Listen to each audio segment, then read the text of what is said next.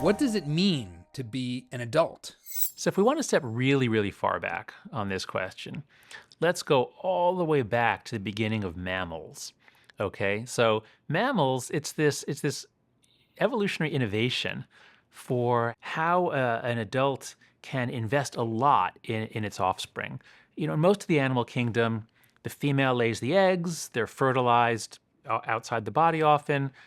The kids are so cheap and unimportant that sometimes the parents will even eat them because they can't tell the difference between their kids and other kids. Mammals, mammalia is this innovation for keeping the child and mother together for a long time so that the mother can invest nutrition in it for a long time and train it for a long time. Mammals have these big brains.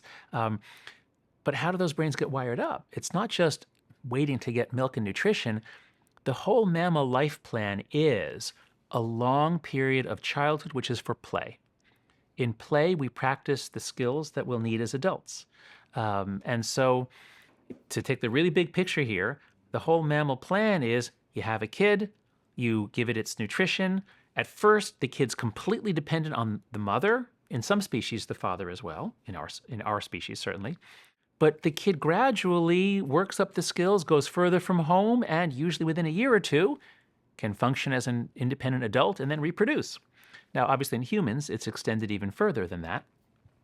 But there's a really interesting difference between humans and chimpanzees and other apes, which is the other apes, they grow and grow and grow until they are of reproductive age, and then they reproduce. Humans, though, do this funny thing. We grow and grow and grow until we're at 7 or 8, and then we actually slow down. We slow down our growth, and then we hit a growth spurt around 11, 12, 13, somewhere in there. And we don't really know what that slow period is for, but a lot of anthropologists and psychologists speculate that it's for culture learning. That is the period in which you find street kids all over the world. They start around age 7 or 8 when they can be independent. They're out learning life skills like how do you steal food? How do you find a place to sleep? How do you run from the police? These sorts of issues, and you see this in The Little Rascals, you see this in almost all the great stories about childhood. It's kids around 8, 9, 10 years old, out on their own, having experiences. Until the 1990s. We put a stop to it then. You have to understand that there was a gigantic crime wave that began in the late 1960s and it ended somewhat mysteriously in the early 1990s. And so those of us who grew up in the 70s and 80s, there was a lot of crime. Kids in New York City often got mugged. I just talked to somebody about this yesterday. He said he got mugged 7 times when he was a kid. But nobody would ever say, well, therefore we have to lock the kids up. We can't let them out. It was just understood that there were risks, but you went out and you learned how to deal with them. Just as the crime wave ends in the early 1990s, Americans freak out about child abduction. We got this idea, it was a media panic, that if you take your eyes off your kid, because there were 1 or 2 cases like this, if you take your eyes off your kid in a department store, and this happened in a Sears in Florida in the early 1980s, the kid could be abducted and then murdered, and you'll never see your child again. Therefore, you have to always be watching your kid. Now, this was insane. This was never true. But Americans panicked and started locking up their kids. Locking up just meaning no more unsupervised play. I can show that this is the case in this way. When I speak around the country about this issue, I always do a demonstration where I ask everybody to think, in what year were you let out? How old were you? So if it was first grade, you should say 6. If it was 5th grade, you should say 10. And I put up all the different grades, and everybody think of your number. And then I say, if you were born in 1982 or earlier, that is your Gen X or baby boom, what's your year? Call it out when I point to you.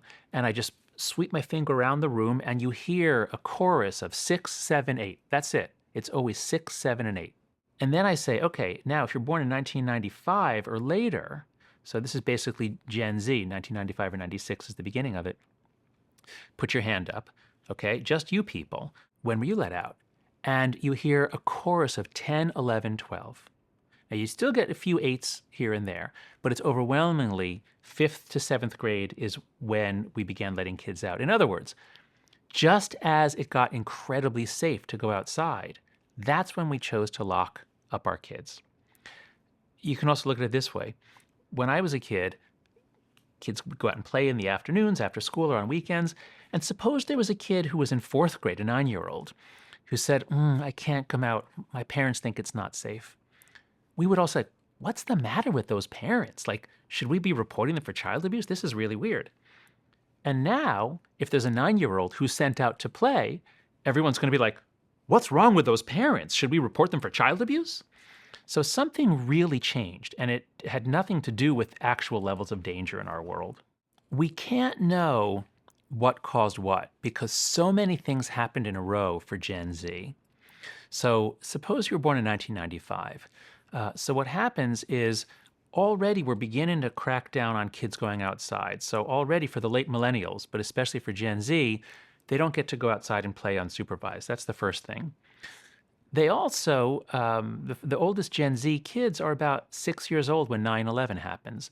Now, that doesn't affect kids, but it does begin to add to sort of the national paranoia. I don't know that this had an influence, but it may be a piece of it. The Columbine shooting happens in 1999, and it's interpreted as a response to the kids being bullied and excluded. And so America imposes state by state, but over the next few years, between 2001 and 2006 or 7, most states impose anti-bullying programs and anti-bullying training. They're generally not very effective programs, but one thing that they do is they make schools and adults responsible to stop teasing and conflict on the playground. They're often overinterpreted. Now, here the research, I don't want to go too far in this because it's hard. Greg Lukianoff and I looked for research on whether bullying programs work or backfire. We couldn't really get clarity on that. But I want to just trace this out as all of a piece. Rising fear of abduction, 9/11 and paranoia, anti-bullying policies.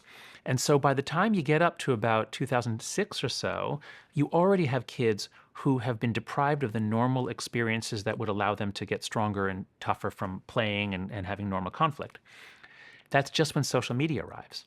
So in 2006, Facebook opens up to the world. Anyone can have an account. You have to be 13, but you can lie at any age and get an account. In those early years, social media is not particularly toxic. It's just, look at me, here are my friends, here are the bands that I like. Between 2009 and 2012, that's when social media changes and becomes much more addictive and much more evaluative. That is, you get the like button in 2009. You get retweeting, you get sharing. It becomes much more viral and much better at shaming people, much better at canceling people. So Gen Z, they're just hitting their teen years as social media becomes much more toxic. So all we know for sure is that Gen Z shows an enormous increase in depression and anxiety. But because so many things happen to them, we can't point to any one and say, well, this is what caused it. Why should parents be worried about an overscheduled childhood? So if we think about human children as mammals who basically need lots and lots of play, this is the main business of childhood. This is the main thing they're supposed to do. They have homework too, and you know, when I was a kid, you had homework, but you also would play every day. Well, as the homework goes up, that crowds things out. Although actually, amount of homework hasn't changed so much. It's not the homework per se, which is the problem. It's all the extracurricular activities that now we began doing in order, especially middle class and above families are concerned about getting the kid into college. So there's just a lot more stuff they have to do beyond school. That crowds out play. In more recent years, as kids have gotten devices, they're so connected, they have so much other stuff coming in, that also takes up a lot of time. And one thing I've learned from talking with a lot of middle school and high school administrators in recent months is that the kids are also hyperconnected to their teachers and to each other for class projects. So the total amount of incoming stuff that they have to attend to, you know, a lot of us adults who are, you know, busy professionals, we feel like I can't take it anymore. I've got too much email, too many texts. I can't live this way. Well, guess what? That's now kind of what it feels like to be a 7th or 8th grader.